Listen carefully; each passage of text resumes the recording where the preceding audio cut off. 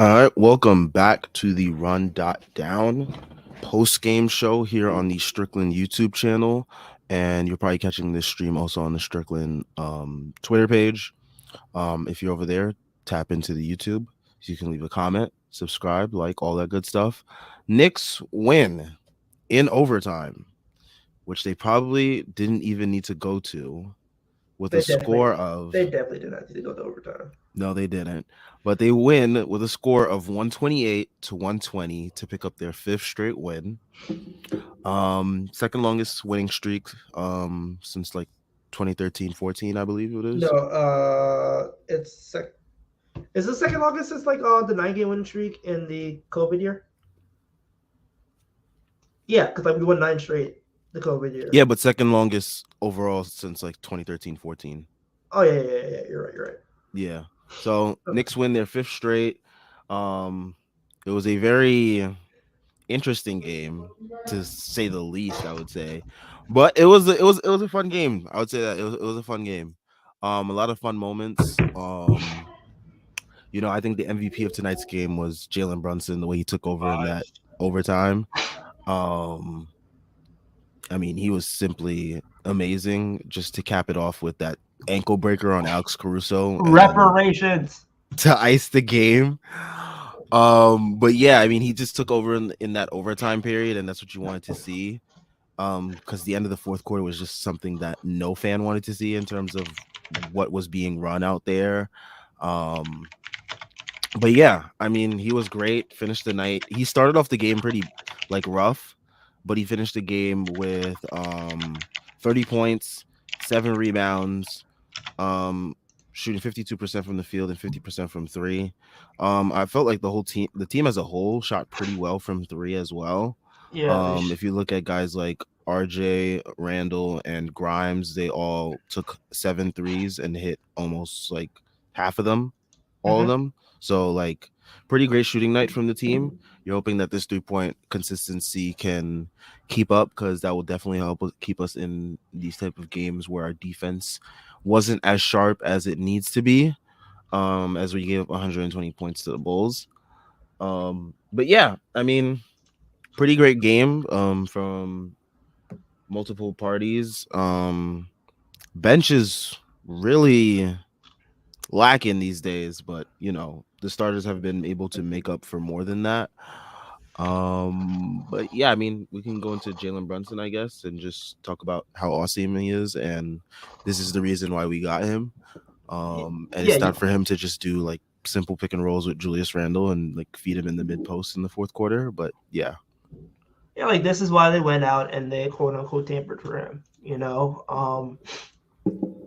It's quote unquote, by the way. Father talking with his son. Anyway, um, this is this is the reason why you got him, because down the stretch they basically had two options to go to. It's either JB ISO or JB can feed Randall in the low post and create opportunities. And what were the scoring options that happened essentially, aside from like the Grimes miracle three, which bounced in?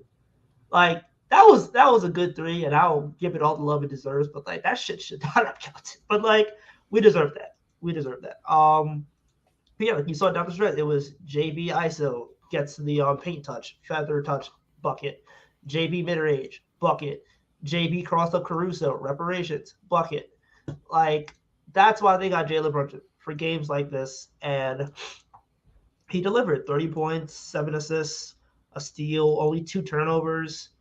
This is why Jalen Brunson is a Knick. This is why Jalen Brunson is on the precipice of being an All-Star. This is why Jalen Brunson is the Knicks, like one of the cornerstones of the franchise right now. I'd say. I think that's pretty definitive. Um, this is why they got him, and he rewarded that faith from the front office. He rewarded that faith from his coach, and he was able to show up in the biggest moments when this franchise needed it. Well, I mean, can't say any more there. But yeah, I mean, he delivered. This is what you got him for. This is what you paid him for. So yeah, he did his shit. And it was fun to watch, because I mean, anytime Jalen Brunson takes over, it is like he's going to get to his spots, and he's gonna like score efficiently, and like that's all you can want from a point guard. Mind you, his like foot is falling off the bone right now. Yes, he was questionable to start today's game. He was seen in a walking boot in a picture that has now went viral of the Knicks holiday party For the wrong reason. for all the wrong reasons.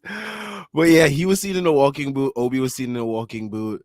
But yeah, there was concern about Jalen Brunson's status heading into tonight's game. And we can obviously see that the foot was not that much of an issue or an issue at all whatsoever, because he was able to just completely take over when we needed him to after he got himself into a rhythm. But yeah, I mean, credit to him. He's a dog.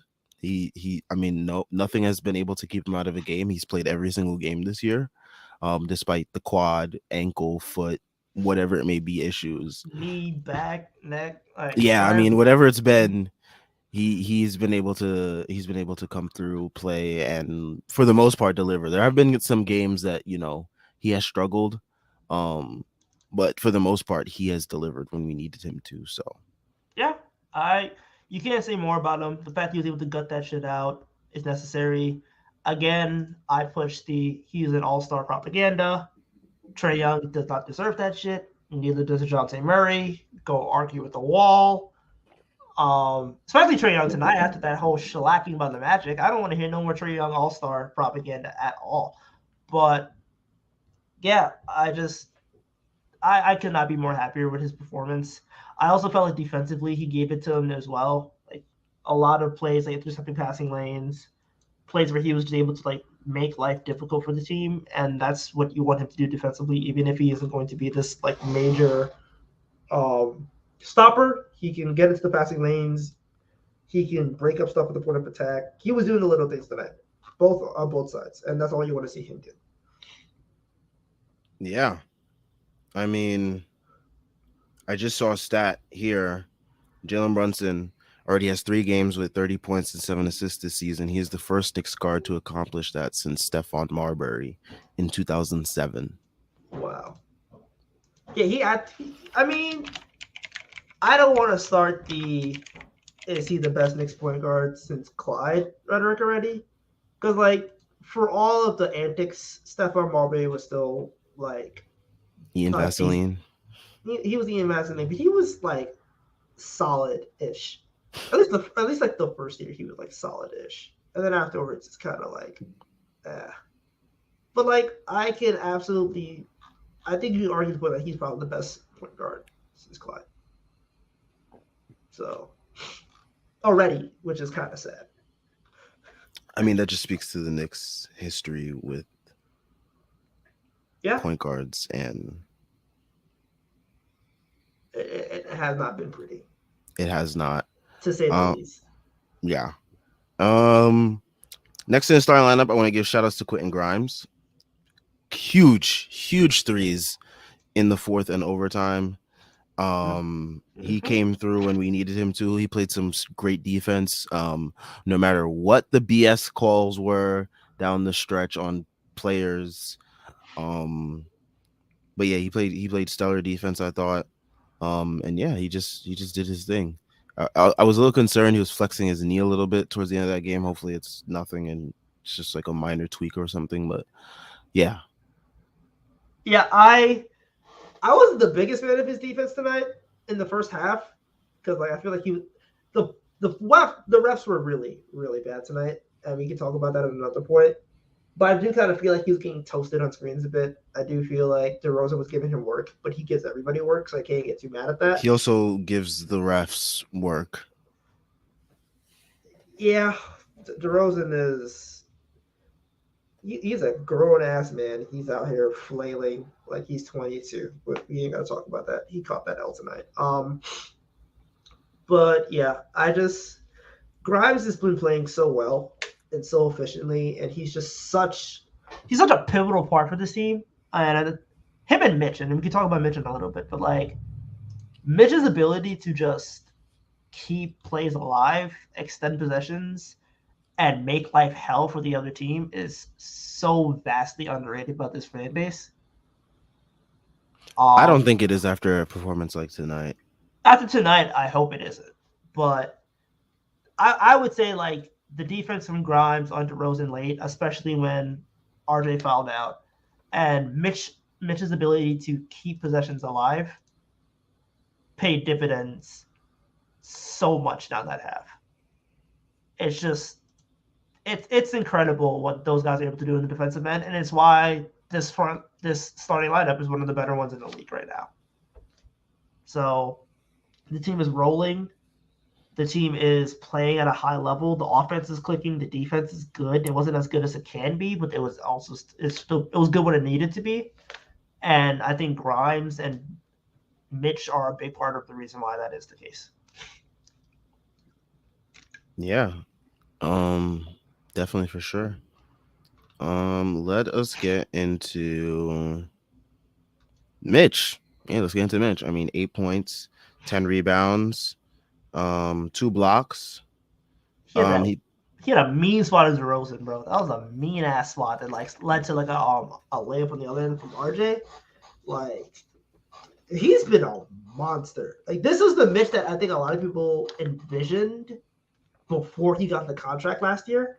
And now that he's gotten the contract, he said it in training camp. He said, "I'm hungry." Like he got a little bag, he wants more, and he's playing like he wants more. Like this is the Mitch where like I think a lot of people thought like DPOY potential, and he probably would never be a DPOY. But like the fact that he's able to give you these efforts on a night-in basis, especially against a stretch five, which is like the big thing that I think people talked about. This is the kind of performance you want to see from Mitch. This is what you want to see him do. I think his processing has been better. Like I think he had like one offensive rebound where like he read the floor and was able to pass it out to Grimes for a cutting Grimes. Like so a little bit of playmaking there. Again, the blocks were great. The rebounding is always good. What more can you say about him? He did what he needed to do and he performed. So another strong game for him. Again, he played 35 minutes as well. Wasn't in foul trouble tonight. Only 2 fouls. I think that's the big thing. Like he's able to stay on the court because Lord knows if we had to play Hartenstein tonight more. Vooch was giving him that work. Vooch was giving Hartenstein that work. It was white on white crime. It was just Vucevic doing like finger roll lays and just like posting him up, getting them 2 dribbles, and then just like taking it to the rack. It was filthy. It was bad. But yeah, so strong effort for Mitch and the like again continuing the stretch of him being like the best stretch of his career. This is the Mitch that I think we want to see it on night in, night out basis, and we're getting it, and it's great to see. Yeah, it is. No complaints from me from Mitch. Definitely held his own against a player like Vooch, which is the type of player that has given him problems in the past. And yeah, I mean, there was a play that down the stretch where Vooch tried to do the same thing he was doing to Hartenstein with the little shimmy and the hook, and it was just not. Like Mitch just did not allow that shit to go. So, that's just a credit to like how focused he was, not being able to be thrown off of his game down low, because if Mitch is not focused, that's definitely either he's getting a foul or Vooch is scoring that. So you could definitely tell he's been locked in lately. But yeah, let's get into the other member of the starting 5, RJ Barrett. He fouled out on some BS, I would say. It was some bull, bro. Like the last 2 fouls. The last 2 were the most suspect fouls ever. I don't know what voodoo DeRozan had. Like, I mean, it's the same voodoo he has every night until it's playoff time. The thing is, though, like the first half, Julius had the voodoo, and the second half, DeRozan had the voodoo. So I guess they had some kind of voodoo off. I don't know what it was, but like, deal with the devil. They each had one for a half. Yeah, I mean, they were the last 2 voodoo culprits, so I get it.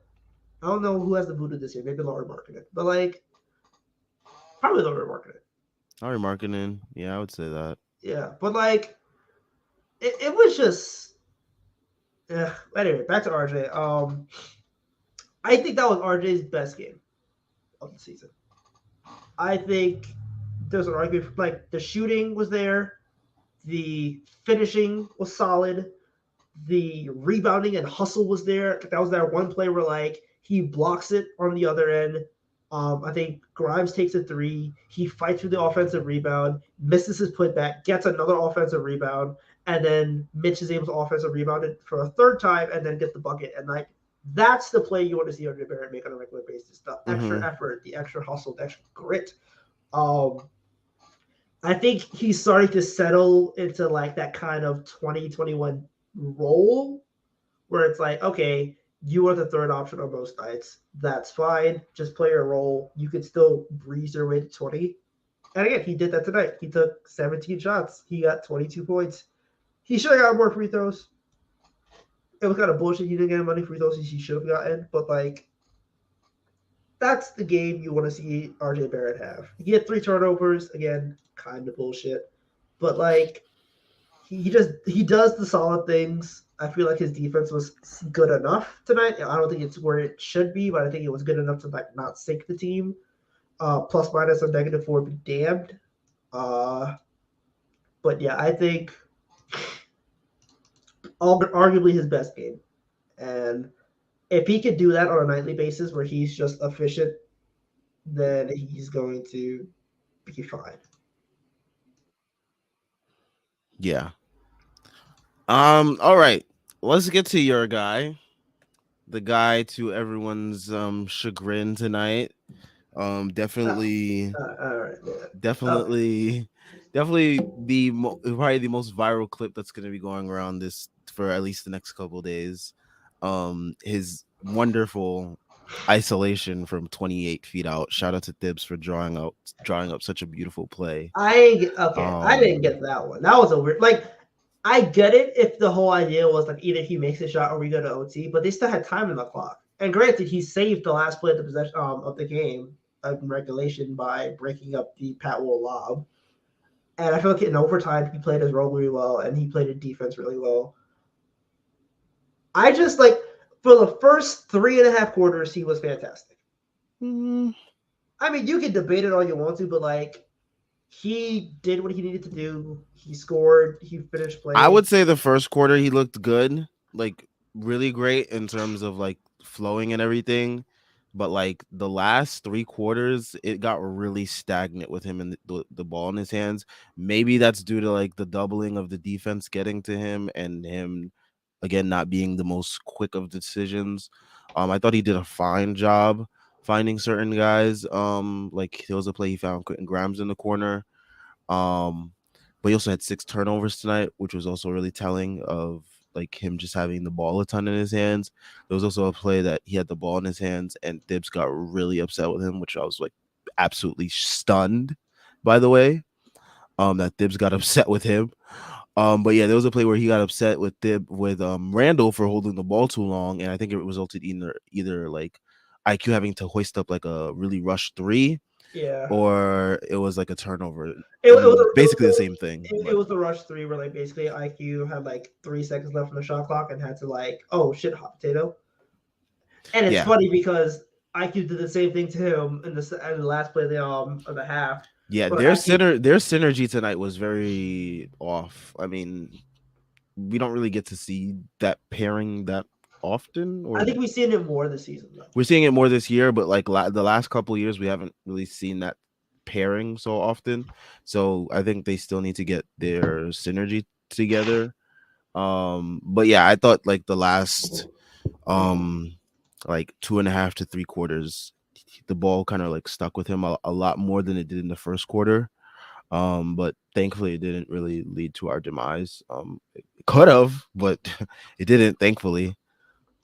I I think my takeaway from it is sorry, I have to sneeze real quick. You were good. Anyway, I think my takeaway from it is also my cam is off because I'm sick as fuck right now. Kids. Um my takeaway from it is like I didn't hate the process of like, okay, we're going to basically switch. They're going to top block it. Julius is going to get an open rim, and he can either like kick it out or just finish it on the contact. Because like before he even went to overtime, like you saw that on the last play of the in like one of the last plays of the fourth quarter, but like Caruso top blocks him. He gets the ball in space. He gets fouled by Vucevic. They don't call it, and then turnover. There should have been a turnover in the first place. Live ball. DeRozan catches it. Free throw lay. Tie game. I thought ultimately like that should have been a foul. I didn't hate the process. I also kind of felt like at some point JB just needs to get busy, and he got busy in the overtime. But I would have liked to see JB get busy sooner. Um, yeah, but that fourth quarter just wasn't really that good for him, and I can admit that. I still feel like he made decent passes, though. I still feel like that pass to Grimes for three. I think I put them up like 4 or 5 was solid. I would just like to see a better offensive process to close games. I don't know how much of that is Tibbs. I don't know how much of that is Randall. But I will also say like it's better to complain about his offense than his defense because his defense tonight was good. You could argue it was really good. So yeah, I would just like to see better offensive process. But ultimately speaking, I think they figured it out in the overtime, and I get why they did it. Even though I would have switched away, I would have put it away from it sooner. And if RJ was in the game, I don't think they would have gone to that route that many times.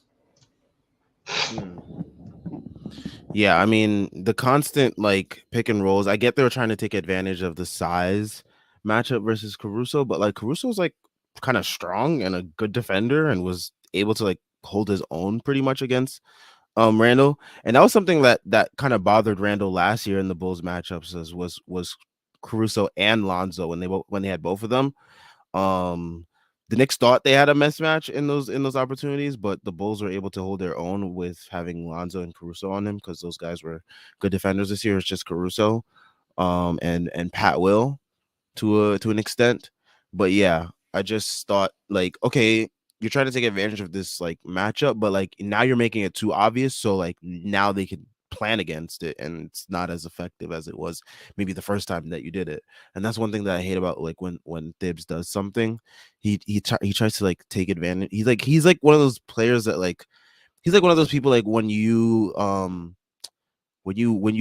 playing a video game and like they find like this cheesy move and then they keep spamming it and then like he is that type of guy. He's the equivalent of like a spawn killing coach where like you just find like spawn kill and you just like in COD or whatever and you just keep doing it over and over again. Yeah. And like to a point where like, okay, they're gonna figure it out and then it's not gonna be as effective anymore. And yeah.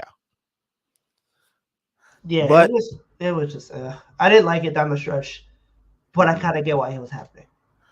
Yeah, I mean, I think no matter who has it cooking, I think JB is the safest option because like he can just turn it on just like that, as we saw, no matter what. And that's the person I trust the most with the ball in their hands at the end of the games. Yeah, for sure. That's the reason why you trust him down the stretch because he can do that. Yep. And he did it tonight. So. Yep. All right. Time for everyone's favorite part of these shows. The NBA season is heating up. When I'm looking to get in on the action, I bet with DraftKings Sportsbook, an official sports betting partner of the NBA. New customers can bet just $5 pregame money line on any NBA team to win their game and get $150 in free bets if they do. Check this out. Right now, everyone can earn up to a 100% boost with DraftKings stepped up same game parlays. Go to the DraftKings Sportsbook app, place a same game parlay, and combine multiple bets like which team will win, total rebounds, and more. The more legs you add, the bigger the boost, the bigger your shot to win big. DraftKings, I use it here and there. Let me see if I can give you guys something for tomorrow's matchups. Got like a couple games on. Ooh, Bucks Grizzlies on NBA TV. I don't know who's playing. All right, now I do. So Drew Holiday's out, Desmond Bane's out. Okay, so that you know what? I'm going for a Giannis versus Ja 35 a piece masterclass right there. I'm not gonna say who wins because that could be a toss up, especially with the way the NBA is rolling these days. Anybody can win on any given night. As you can see, the Magic absolutely thrashed the Hawks tonight. We are laughing at Trae Young. We are indeed. Download the app now, sign up with code TBPN, and place a $5 pregame moneyline bet on any NBA team to win their game and get $150 in free bets if they do. That's code TBPN only at DraftKings Sportsbook. Minimum age and eligibility restrictions apply. See show notes or show description for details. All right. Let's get into some comments. So we had Chris Bernhard. He was commenting around 10:08. This might have been around end of the third quarter, probably beginning of the fourth quarter. He says, I would like to throw some positivity after my comment. Okay, so his previous comment was, so glad Julius went back to last year and decided I'm going to screw everything up. Phoenix got to hurry up with that offer because I'm getting sick of it. Brother, they're not trading him. Then he said, I would like to throw some positivity after my comment. Brunson had Caruso playing on the slip and slide. Go sit down, Billy Hope. We echo the sentiments. Oh, that's good. That was good. Yeah, I didn't like. I did not like. Yeah, the fourth quarter kind of hit and miss for me. But yeah, like they're not trading him, dude. I think anybody who's still holding on to the idea that they're trading him when they're A, winning, B, achieving the goals that the front office had in mind when they like made this team, and C, doing it on the back of him being uber productive, like it's not happening, dude. Like it's not gonna happen. He is going to be a Knick for the foreseeable future. You said forever? I said foreseeable future, not forever. I don't know, man. He might be in the Raptors. He might be in the Raptors. Who knows? But like, Rafters. Wow. If Mel's going to get retired, Julie's going to get retired. Anyway, back to my point at hand. Yeah, it wouldn't surprise me, dude. Like, I don't think he's going to get traded this year because they're probably going to make the playoffs this year. Hot take, they're making the playoffs. Playoffs. Ooh, bold predictions right there. Dog, look, the East is dog water. I'm just saying, with this team, you can never get too hot or too cold with them. Okay, regardless, I mean, like you could say that before, but with this rotation, the way this defense is hitting, I know they didn't hit tonight, but like the way this defense usually performs, the way that the offense is also clicking as well, like the fact that they have three guys who can give you 20, and they can also have the depth in order to like manage this stuff like that. Again, Obi's not even playing. Quickly hasn't even found his stride yet. I guess we could talk about Quickly a little bit too, because I thought he had a fucking up and down game. His game was a roller coaster, but it was the best of both worlds. Shout out to Hannah Montana. But like, yeah, I think this team's a playoff team, especially if the rotation is going to be like this. Maybe they get like one more guy at the deadline just to kind of like ease out some minutes and to like buy into their philosophy. But yeah, like I think this team's gonna have an all-star, potentially two. Maybe if somebody gets injured, Brunson is like the first replacement. And they're going to win games. And I get like you might think it's Kool-Aid, but it's also like the team is like a positive in it's net always rating. Kool-Aid. I don't believe it until I see it. Okay, fair, but like positive net rating, good especially defense. After the shitstorm that we had last year. After I went to opening night and witnessed like probably the greatest Knicks game in forever, and then they proceeded to shit on me. Okay, all right. Regardless of your feelings of optimism that don't exist, I'm going to give you a series of statements and you tell me if they're right or wrong. The Knicks have a good defense. As of now, yes. The Knicks have a good offense. Yes. The Knicks have good players who are all-star caliber. Yes. They're going to be a good player that's all-star caliber, yes. Good player. Players is plural. The player that you're not talking about is going to make the team. We'll see. Not a we'll see, if anything, that just helps us with our end goal. I mean, the end goal is like, he might be for the end goal. We don't know. We don't know. Because, like, again, you're realizing, remember, they have all these picks. They can trade for a fourth dude. They have the salary to make it work. They could trade Fournier and the corpse of Derrick Rose with like some young dudes and like cook. They could keep up 4. But yeah, like I think this is a playoff team. All the indications are telling me that this is a playoff team. The data is proving it. Like, and now they have the guys who are efficient if you put the ball in the hoop at the way they're supposed to put the ball in the hoop. Just wait until this team can shoot decently from 3. That's it. Like, this is already a decent offense. Just wait until they shoot decently from 3. At that point, what is the holdup aside from trepidation and fear, which I completely understand. But if we're just looking at it in terms of like these are the stats, this is the data, this is what everything is telling you, then like, yeah, I think this team projects to be a playoff team. Now, will they get in through the play-in? I'm not sure. But yeah, I think they get in. I don't think the Hawks are better than them. I don't think the Raptors are better than them. I think the Pacers fall off pretty soon. And Miami doesn't scare me. Even though the matchup is bad, like they can't score. So that's my opinion. We'll see what happens. We'll see. We will see. JL says there isn't a bigger tryhard in the sport than DeRozan. My goodness. Have fun trying to get that garbage ass whistle in the playoffs. Fucking clown ass player. You know the rule when the weather gets warm. When the weather gets warm, DeRozan gets cold. Me and Santa told you about this. A good year plus. The slander is warranted. Don't worry about it. It's getting colder.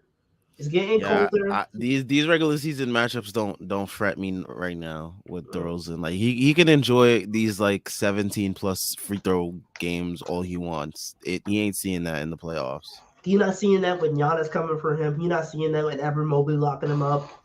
Like he's not even making the playoffs this year. Why are we even tripping? You did the Bulls make the playoffs this year? If they do, it's probably gonna be by playing. By playing, but like it's DeRozan in the play-in. They're not making it. And Zach LaVine's Laffy Taffy, he's not bailing them out either. Speaking of Zach LaVine, bro, the people who want to trade for Zach LaVine. He had a good game tonight. Like, he was aight, but like, were you really like, damn, bro, Zach LaVine special? He's the guy we need. No. You were like, oh, Julius Randle and Jalen Brunson are better than him, and RJ Barrett played better than him until he fouled out. We don't need this dude. And his contract is 5 years for $215 million. That's an automatic nope right there. And he has a player option in the last year. Coming off a knee surgery. After having a previous knee surgery. Use some common sense. Have you not seen the knees thing too many times? Anyway, that's my take. Like, this team is garbage. This team is dog water.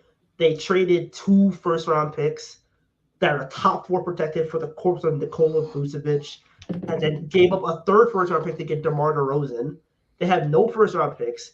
Their starting point guard has literal cardboard for his knees. Their starting shooting guard point guard has no knees. Yeah, he has no knees. He can't even walk yet. He's a cane.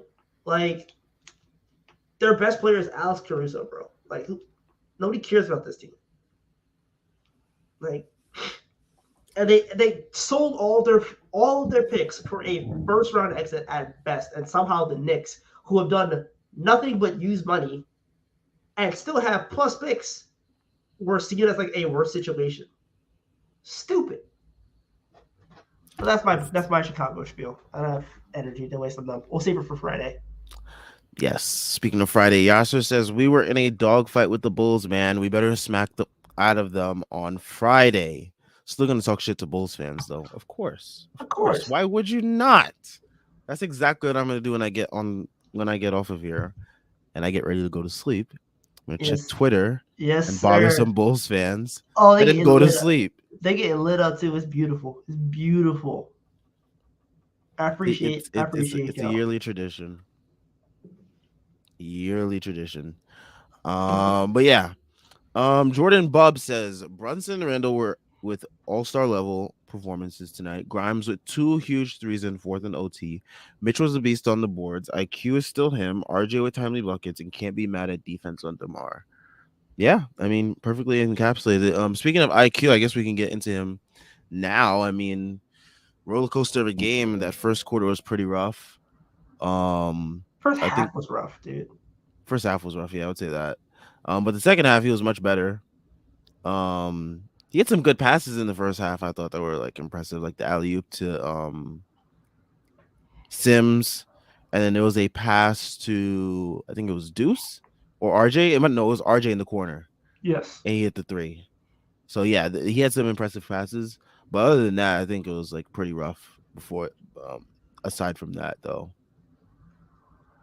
I just like he took the long three, which I was so happy to see because even if it missed, it's I'm like he's like, been scared to do it.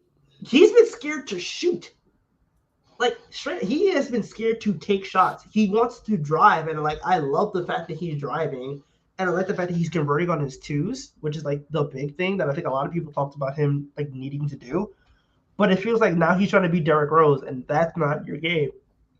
Your game is 30-foot threes. Your game is being able to foul bait. Your game is being able to get to the line. And he has improved in so many facets of his game, but I feel like he's also trying to like fit the Tibbs mold. And this is also a Tibbs problem where it's like, unless you drive and get paint touches, you're not a point guard. And that's the wrong way to look at it quickly because he is a point guard regardless of those paint touches.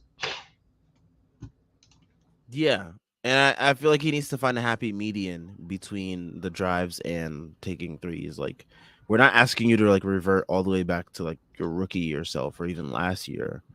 But like find a happy medium between drives and taking the threes, distributing so that way you can be a more complete player and that we can see the fully envisioned version of Emmanuel quickly that everyone expects to see at this point in time.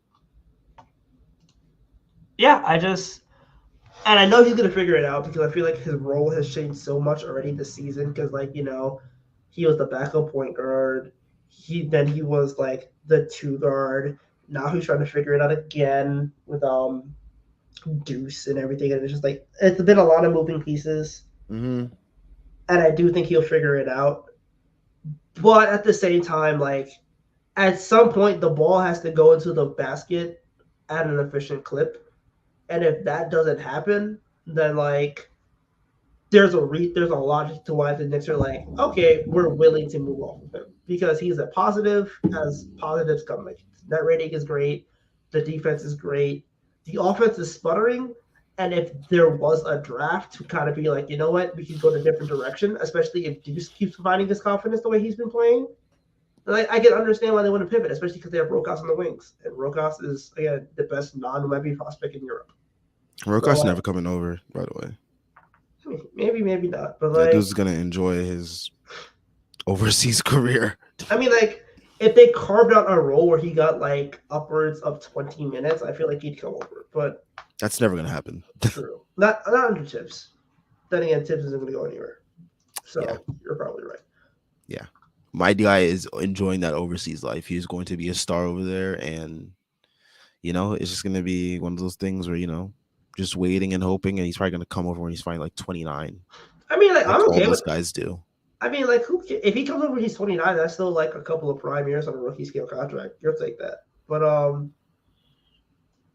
yeah, like Quickly is so talented, but it's just like the struggles are unbearable, and the fact that the offense is good enough to withstand those struggles is good, which means that his defense shines a ton, and his defense shined a ton in this game. But the ball needs to go into the basket at some point, and I feel like it's okay to be worried about that for this season. For me, it's not even a worry about because like before it was like inefficiency or whatever, but like this year it's not really a worry, but it's just like it's kind of annoying to see him like be like not passive, but like try to like change his approach. But like you said, I think he'll figure it out in time because, like you said, his role has changed already so much in a short period of time to start the year that he's still trying to like figure out what's the happy medium between everything. And I feel like once he does, he'll definitely look more like what we're envisioning him to be. It's just going to take a little bit of time because so many moving pieces. And then you got to think, just tomorrow's December 15th. Who knows what can go down tomorrow? I don't think a trade's automatically going to go down tomorrow, but like that's when things can start really moving. And who knows what happens then when the rotation gets shifted again, if certain players are moved and certain players are added to the roster. It's just things of those nature you also have to think about. True. Yes. It's gonna be weird. Yes, very much so. Like, well, how's Isaac Okoro going to cut into IQ's role on this team? You saw that Schwinn tweet. I know you saw that Schwinn I tweet. did. I saw it in passing. I haven't really been on Twitter as much as I'd like to be these last few days, but I saw it in passing. Nasty, but I understand the sentiment. That's kind of where I'm at. But yeah, it's weird, but also like you hope that he can figure it out sooner rather than later. I have faith in him though. All right, let's move on to the next comment. Chris Bernhardt says RPG history has been probably the worst in NBA history. When two of our I can't even speak anymore. When two of our best point guards in the 2000s have been Chris Duhon and Raymond Felton, you know we've truly been in hell. Yeah, pretty much. I mean, There the fact that isn't a Jalen single Brunson has franchise. come in, and Jalen Brunson's probably arguably like what the second or third greatest Knicks point guard in history. Halfway through, like not even halfway, like a quarter through, Already. his contract. Not even a quarter through his contract. A quarter through his first year of the contract is just insane. Yeah, like the fact that you could literally argue it's Walt, and then it's like, yeah, it's Walt. I don't want to say, You want to say Marbury? Like, are you gonna give Marbury that? Like, Chris Childs? No, you can't do that. Uh, Charlie Ward? No, like, Charlie Ward for the finals years. yeah, true, but like, yeah, Brunson might, if he's at minimum top 5, which is nuts to think about. And Charlie Ward wasn't even like that nice. He was okay, but he wasn't like, he put up less than 10 points a game. That should tell you what Charlie Ward was. Solid hand. Yeah, he was solid hand, and like he played defense. But he wasn't a point guard. It was, and point guards back in the day was like, that was, I get Patrick the ball in the low post, let him cook, and there's your 8 assists a game. Yeah, man, I could imagine the parlays back then. You thinking about betting in the 1980s, bro? Get a grip. Charlie Ward, 6 assists. Patrick Ewing, 20 points, 8 boards. Knicks win. Knicks money line. This is what we call step 1 is acknowledgement. My man is thinking of parlays from the 1980s, bro. Oh my god. It's just something interesting to think about. Like, what would a parlay look like back then? Like, I think it would look like that. 6 assists by Charlie Ward. Little 20 and 8 for Pat. 1-3 by Starks. All right, let me see. Knicks money line. All right, so that sounds like a calm, like plus 700 parlay right there. Nah, bro, you're sick. All right, let me think. Okay, now we gotta think of like a parlay for like the 2010 Knicks. Like, okay, let's see. Oh, this is something I've thought about in depth all right, already. Let me think. All right. If you're talking like 2011, 2012 Knicks, I'm talking like mixtape Knicks. Oh yeah, so I got like what 3 Steve Novak, J.R. Smith, Yep. 3 threes, Yep. Melo 25 plus points, Knicks money line. I would have put like rebounds over on Chandler. Oh hell yeah. Or hell yeah. You would have done blocks too. Like probably would have been like mine would have probably been what 1.5. I would have taken the over. Hell yeah. Let's see. Yeah, Knicks money line definitely. What else? That would have cashed so many nights. Oh my gosh. Prigioni steals. Yep, would have bet that. Why am I thinking about this? This is sick. But that would have cashed so many nights, yo. That would have cashed into That would have cashed in the third quarter. You could have watched the rest of the game chilling, right? Oh posted my up. gosh. They Oh sh- my. they God knew what he was doing, not giving me, betting, not letting me be of age at that time to bet on the Knicks. Though you would have lost the damn car. You would have lost for throwing away the mortgage. Melo, I needed 3 points. There would have been Sopranos at your door knocking. Oh my gosh. Vivek says Hartenstein gave me Cantor vibes out there. Definitely. I mean, defensively, he was basically as good as a cone wearing a number 55 jersey. Um, and he's also not good. He's not as good of a rebounder as Cantor, though. I will say, Cantor. That's one thing that you can rely on him for. Some boards. All right, so bum Nick squad parlay ticket. All right, let's see. Cantor rebounds over easy.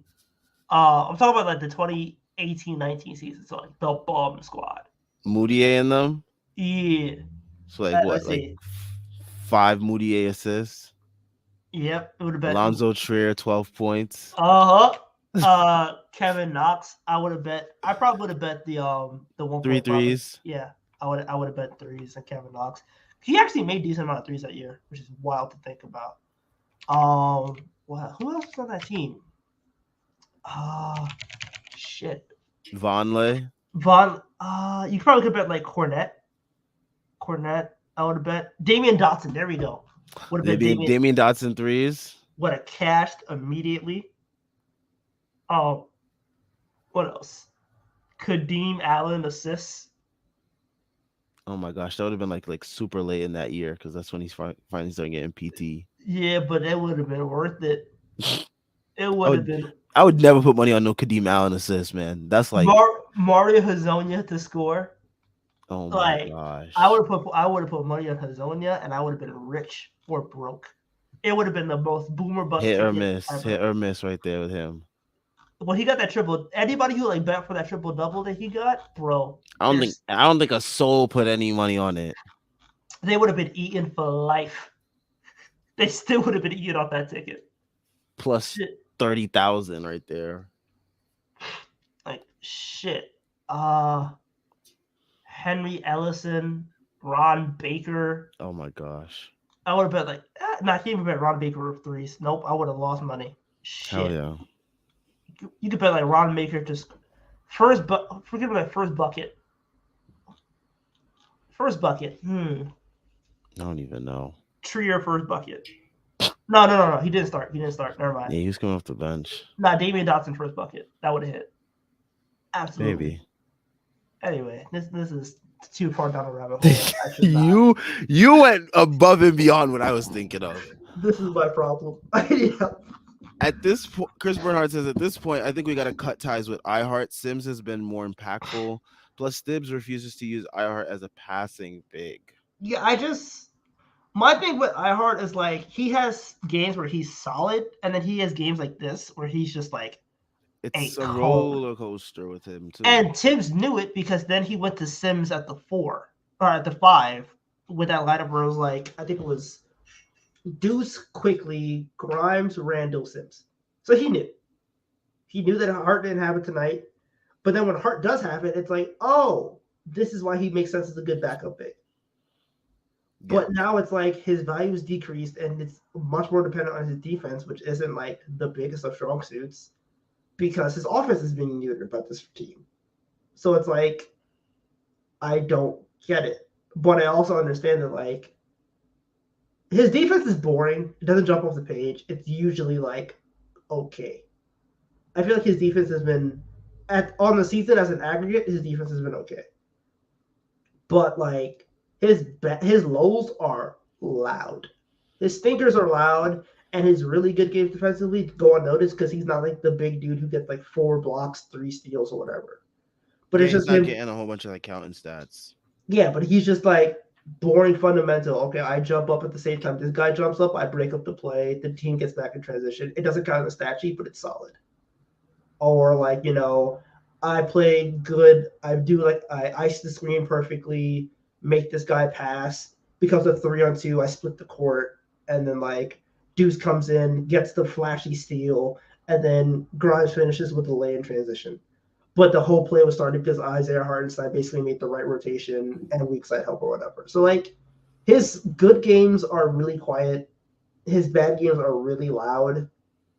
I still think he's fine. I don't know if I would trade him because I do feel like if there was a better coach, he would have more value on the team, especially next to Obi. I feel like a lot of people hyped up the fact that him and Obi would work really well together, and we haven't seen that.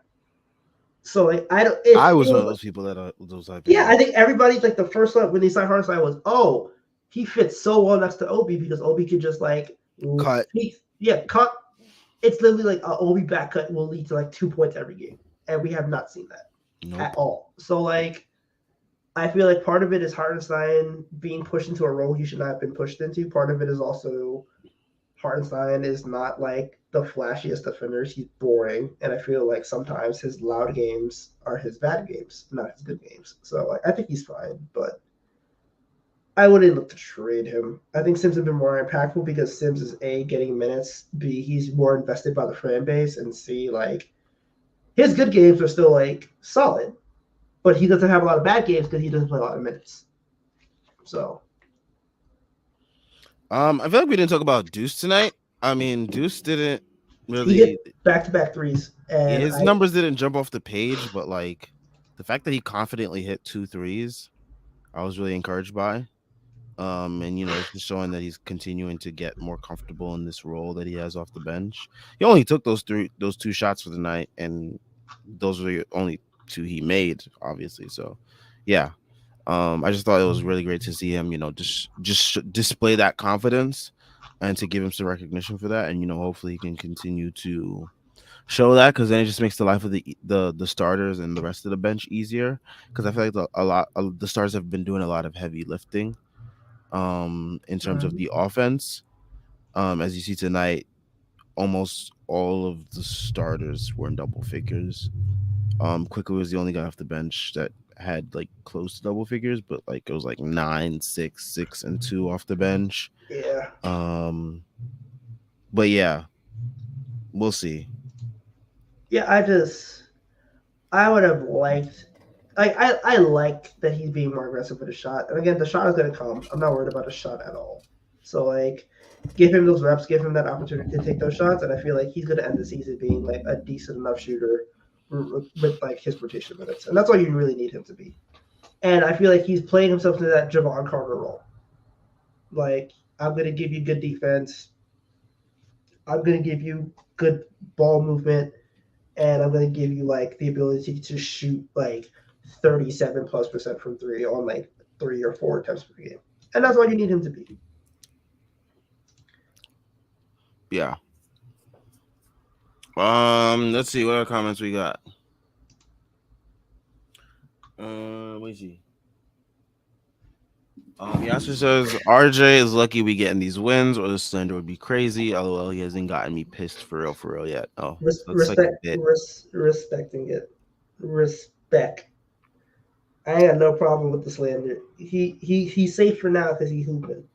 No, he's been playing well. He's He been been playing play well. he been playing well, so he's safe for now. But as soon as that stinker come up, I'm gonna be right there with you. I ain't ashamed to admit it. Virgil X asked, has Thibs gotten the right wake up call? So would this apply to him finally playing Deuce and adding him to the rotation and realizing that playing all these young players can actually lead to wins? Hopefully, I mean it seems so. He's consistently stuck with it. It has led to 5 straight wins. Uh, um, I think some people alluded to on Twitter that like the it might have been from the front office to promote Deuce to the rotation, similarly to how Sims was promoted to the rotation last year. So I mean, if that was the front office that pressured Thibs and Thibs is like going with it and seeing how it's working and he's continuing to stick with it, then hopefully this is the right wake up call for him. There are still some things that he does need to do, like in terms of like staggering stuff like that. But yeah, I feel like it it appears to look like he has gotten the right wake up call. It remains to be seen if it will continue to play out this way. Yeah, the right wake up call was doing the shit he should have done a year ago. And also, I wouldn't be surprised a little bit if it was like, yo, we might fire you. We might fire you. Again, I think if they keep winning, he coaches up the season. Might even get that little Billy Donovan low-key extension. I don't know. He got 2 years left on the deal. They might tag on another 2, bro. If they make the playoffs 2 years, like 2 out of 3 years, you will get that little bitty, that slight little bitty Billy Donovan, extension in the offseason. Hush, hush. Reality. Just saying it. Anyway, yeah, I would just like to see him be more creative offensively because the defense I think has been like good enough. Well, it's good now because he's finally playing the right players. He actively chose not to play the right players in his scheme to not have a good defense, which is wild to me that you would sabotage your own like one good thing that you do.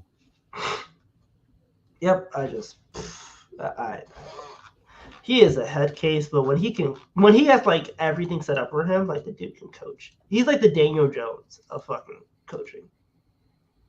And what I mean by that is like if he has the receivers and the run game and the protection, then yeah, he could be a good quarterback, or in this case, a good coach. But like sometimes you got to be able to like make it work with less. And when they get an eventual star, he has to be able to make it work with less. And I don't know if he can do that. But for a team like this, where they have the depth and they have the ability to just like play a bunch of young, hungry dudes, he works. So hopefully he can keep working. Yes. Let's see. Hawks for 20 says Julius talking about relapses. That was hilarious, by the way. Him calling whatever that was the ejection a relapse. Guys talking about it like it's like a drug addiction, which okay. But yeah, Virgil X also asked, can Randall get All NBA this season? I don't know. I don't think so. I don't think so. I mean, the West definitely has its fair share of talent that is going off. 80, like so the bigs already decided at this point. It's sorry, sneezing. No doubt. You're looking at like 80 Jokic and Embiid in some fashion for like the bigs. Zion's making it. Yes. Tatum. Giannis. KD, Giannis. Yeah. He's not making it. No, he's not. And if LeBron plays enough games, he gets in just by legacy alone. Yes. Even if it's all NBA 13, he will get in. So like, yeah, he's not getting it. I don't think any Knick is gonna get all NBA. I don't. I think for All-Star, they could get 1 or 2. Especially like if they're winning by the time All-Star break comes around, they're getting 1 just based on being the Knicks. So right now they are 2. I saw StatMuse. Shout out to StatMuse. So it says Knicks have won 5 in a row. They are 2 games back from the 3 seed. Who is the 3 seed in the West? Not in the West, the East. Wow, we're not in the West Coast. The Cavs. Donovan Mitchell. Interesting. Dog, if that series happened, that would happen if we were like 4 or 5, I think. No, that would happen if we're 6 right now. The Cavs are 3. Oh yeah, it would. That would be, first of all, the narrative series, and B, like, I don't hate the Knicks in that series. Actually, we play the Cavs pretty well. Yeah, I think we played them well. Even in the first game, they just hit 24 threes. And in the second game, and that was before we changed our defense, not our defense, but like our rotation to like actually accommodate for that series would be close. I'm not gonna talk myself into it though. I don't want to be disappointed. Yeah.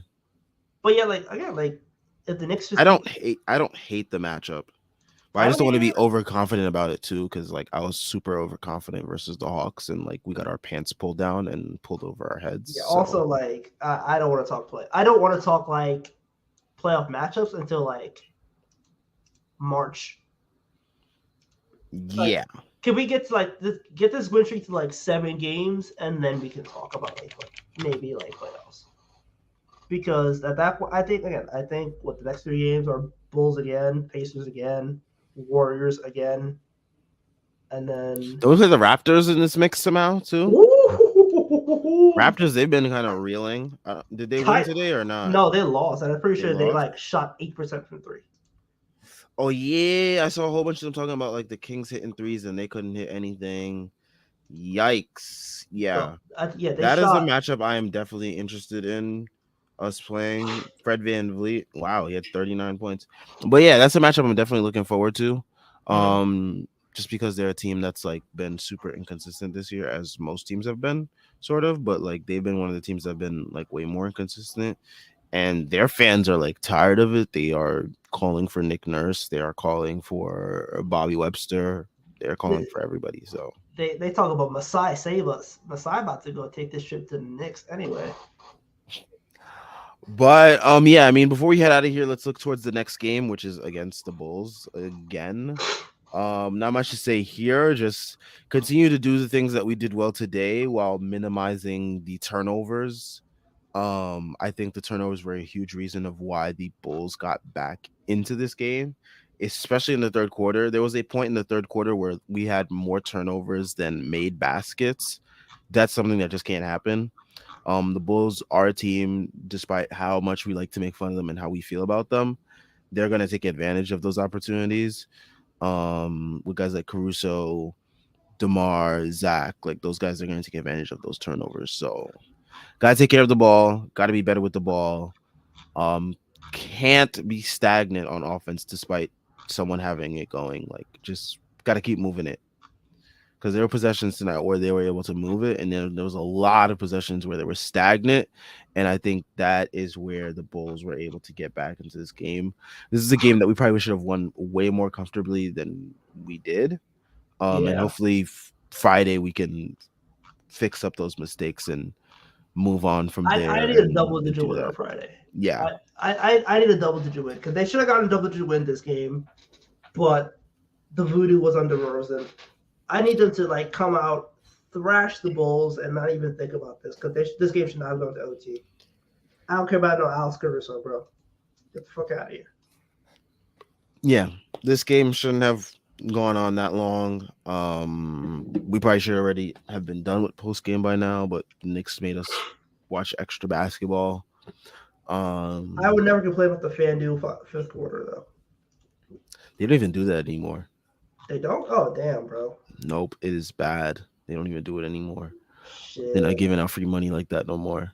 Um, but yeah, I mean, we will catch you guys in the next stream. Shout out to everyone that came and left a comment.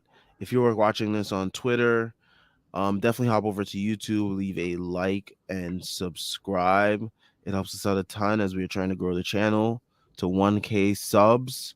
So it definitely helps us out a ton. You know, if you have a Knicks friend, family member, whoever it may be, want to share this with them, you know, get them tapped into some Knicks, some extra Knicks content that they might not be aware of.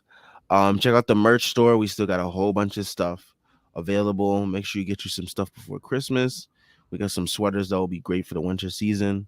So we got a link for that in the description. We also got links to the Patreon. Another great way to support us. As well as we got links to the site where we have all the great articles that you can find. As well as we have a link to the Twitter. You can follow us there where you will get most, if not all, updates regarding anything Strickland related and Knicks related to that matter. And yeah, we are also on Instagram at thestrick.land. So tap in with us there as well. Um, thank you all for tuning in. We will catch you guys on Friday night. Peace out.